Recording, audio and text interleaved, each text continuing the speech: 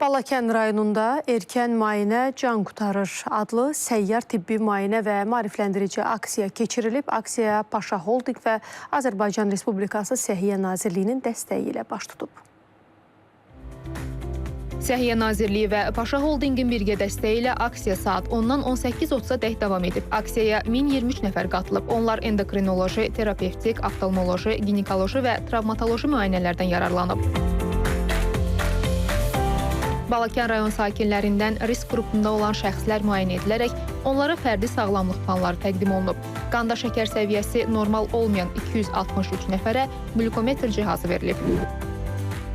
Bu müayinələri, fərqindəlik layihəsini biz 22 rayonda icra etmişik uğurla.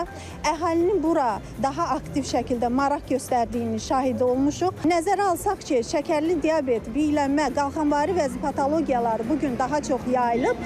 Ona görə də insanlar bu işdə daha aktiv şəkildə iştirak etməlidirlər ki, vaxtında diaqnoz qoysun və erkən müayinə can qurtarsın. Bu mərhələdə daha 12 rayonda aksiyanın keçirilməsi nəzərdə tutulub.